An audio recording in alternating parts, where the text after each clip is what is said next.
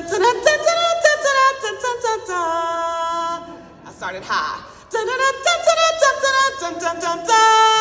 Come on, trio champions, clap with me. The call to post. I was debating, do I sing it or do I play it? And I sung it, yes, with my morning voice and all, but so good to see you. What a race. What a race. What a derby. So, I am not a huge horse race fan. Do I have some horse race fans in the room? Okay, like one person, okay? But maybe you've seen a dirt. Okay, come on. I mean, I know we have some amazing Tennessee folks in the room. We have some Kentucky folks in the room. So, welcome to Derby City. And I remember watching that race. I'm not a huge race watcher, but when you're from Louisville, that's right, Stephen? Yeah. Louisville, okay? Kentucky, you derby. That's just what you do. So I remember sitting on my couch, excited to see this race that first Saturday in May, and that was May 7th, 2022. So was that 3 years ago? Is that right? With my math? Yeah, just 3 years ago. And so the race begins, and everyone is watching the favorites. And you saw it, you heard it in the announcer's voice, right? Epicenter, like an auctioneer, right? Epicenter and Zandon. But from the very back of the pack, horse number 21, Rich Strike, starts making his move. And what a move he made. You all saw.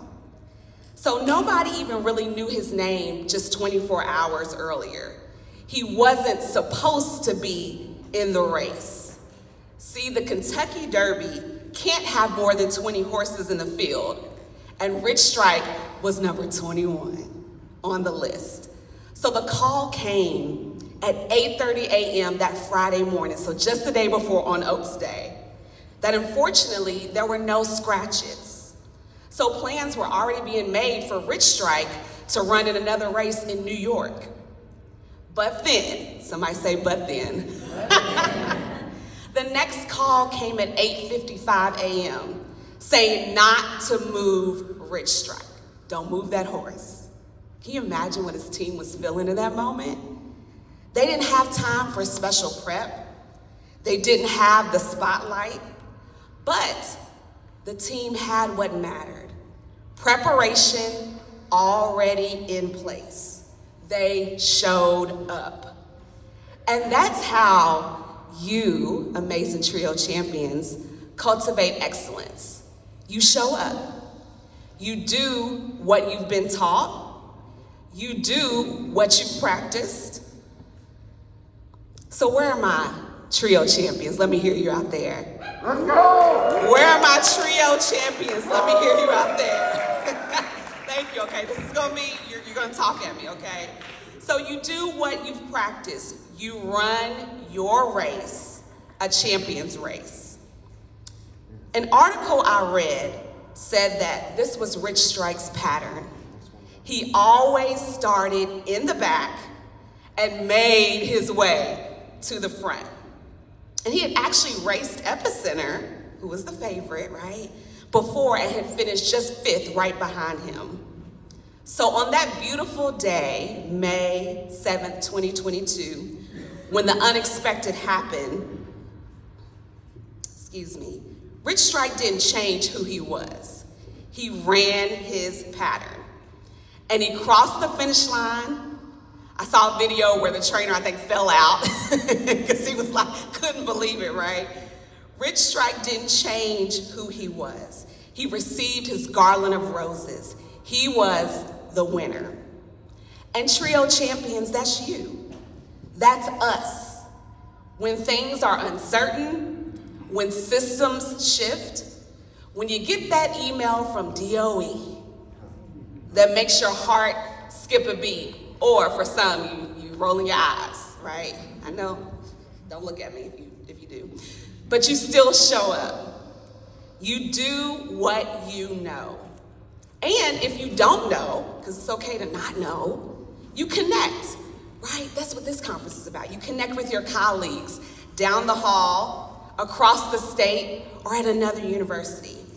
So that's what yesterday, and I heard you had a good time yesterday for pre-con, and heard from some of the OGs. I hope they don't mind that I say that. Right. It's in love, right? We know what OGs mean. But that's what yesterday, today, and tomorrow this conference is all about. Connecting, reconnecting, being reminded of the why, and cultivating excellence together. So good morning, TRiO family. It's a family. Good morning. Good morning. It's a great day to be here. It's a great day to be alive, and I believe that something wonderful is happening to us today. And I am so honored to be here with you. It's definitely full circle, because if I'm not mistaken, the last time I was here was probably for what used to be called a TRiO Conference. So it feels good to be back in this space with you all, to be in the room with champions and champions in the making. So my first timers, wave at me. Let me see if this is your first conference. We have any first timers in the room? Hey, good to see you. Yes, shout out to our first timers and our TRiO OGs. Wave at me. My TRiO, yes, you've been here, you've been doing the work. I'm glad you're here too. So you are already TRiO champions, and yet still becoming. Every single day, you're being shaped, you're being strengthened and stretched and cultivated for even greater impact, and heavy on the word stretched, right? So I know that for many of you, showing up for your students each day means pouring from a place that may not be so full. Yet you smile, you encourage, you advocate in spite of all, right, of the challenges. And I just have to pause and say, you matter. You matter.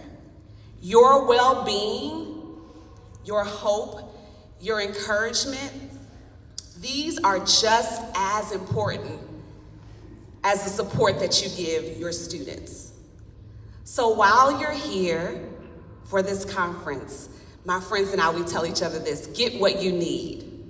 Get what you need. Breathe. So let's do that. Let's breathe. Let's do some deep breaths right now, okay? Okay, one more time. Some of y'all need a little bit more. Take it in. So good, so good.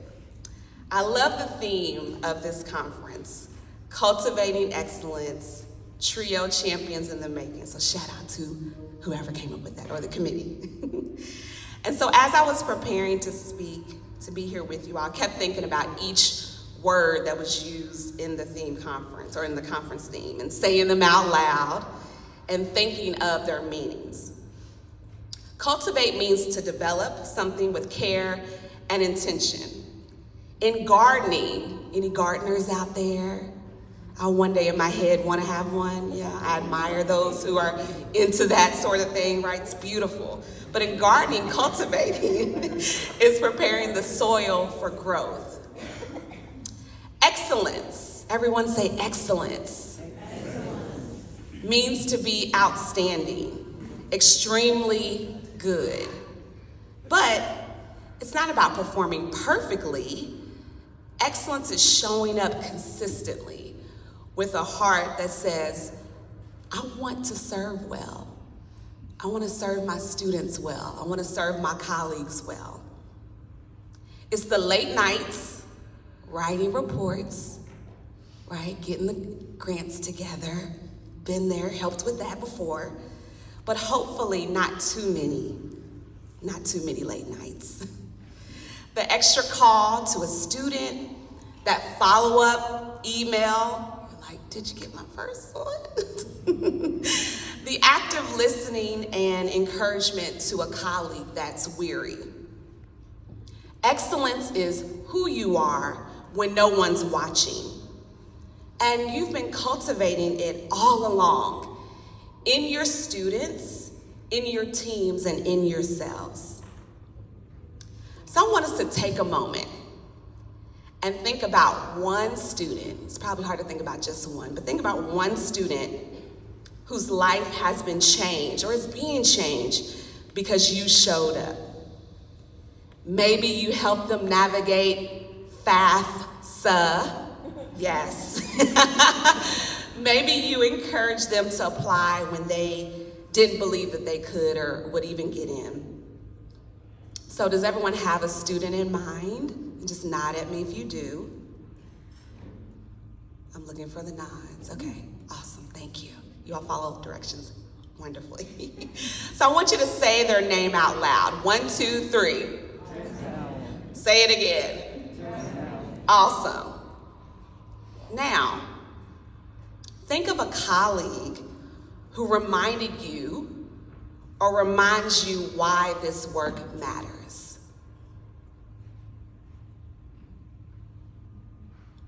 And let's say their name out loud. And they may be here. Oh, that was sweet. Yes, come on. Say their name one more time. It's you.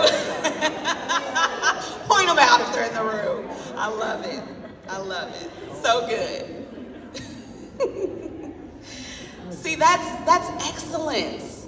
That is excellence being cultivated in you and through you. So can we just pause and celebrate those students and those colleagues? Even if they're not in the room, right? So thankful for my former colleague, Destiny, who I screamed at when I saw her in the hallway.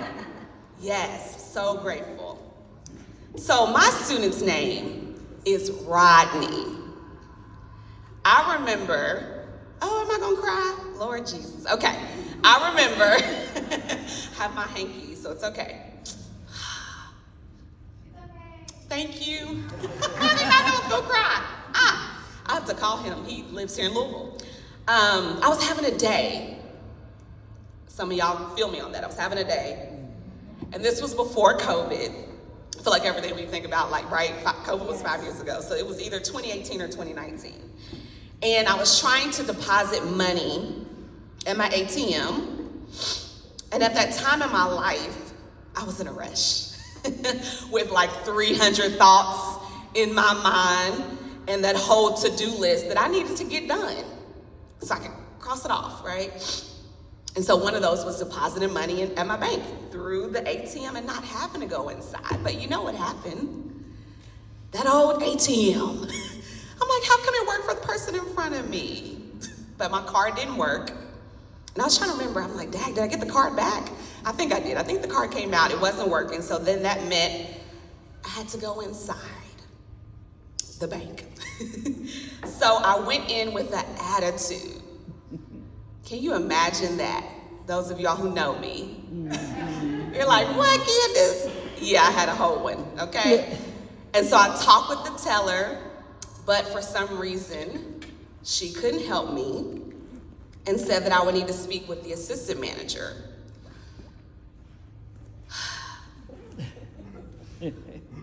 Mad. More waiting. Okay. So I saw him.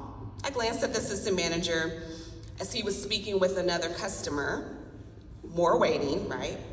Because the customer was sitting in a chair. I think I sat down, trying to remember. And I looked at that assistant manager and he looked so familiar. And I said, shoot, I'm in an attitude mode, so I can't be friendly. Like, I'm mad, so why do I know who this is, right? Well, and you know how it happens. Miss Candice! Dang, when you say miss, like I know you, right? Like, he was a former student. So my heart was like, dang. I had to fix that real quick, right? Because he was bubbly. Miss Candice! He was a former student of mine when I was an ETS youth counselor with Kentuckiana College Access Center. Now, shout out to Deanna, Kentuckiana Works College Access Center. Back like 19 years ago now, y'all, it's crazy. And Rodney was the assistant manager. Always happens like that. At the bank. doing well. Miss Candice, I finished my master's and I'm about to go into my PhD program. So he took me back to his office so we get the issue resolved. And of course I'm sitting there in tears, right? Like, okay, this was why I had to go inside the bank. And he goes on, he thanked me for helping him when he was a senior at Fairdale High School. He thanked me for telling him about MTSU, where he went for undergrad. I said, I told you about, okay, whoop whoop, go MTSU. I said, I told you about MTSU? How did I even know about MTSU?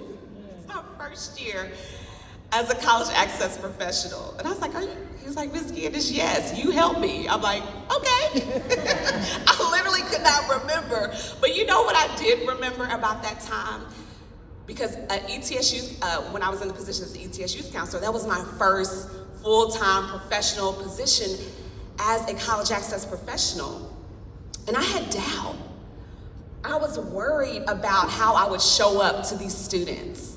Would they get me? Would I be able to help them? Could we connect? That's what I was concerned about. I remember that.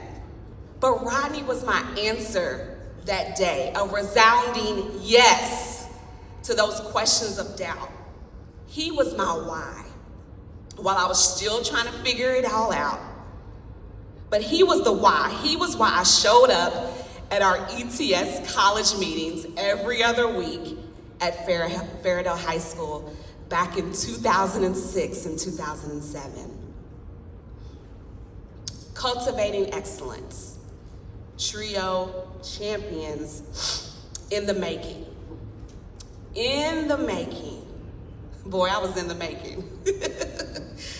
Still am. In the making means process. It means you're still becoming, you're still growing, you're still learning how to run your race with grace.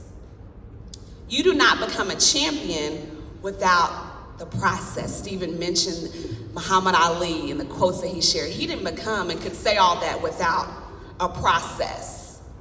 Everyone say process. And yes, it's been rough, right? Uncertainty, not knowing what all will happen next. For those of us who like to know,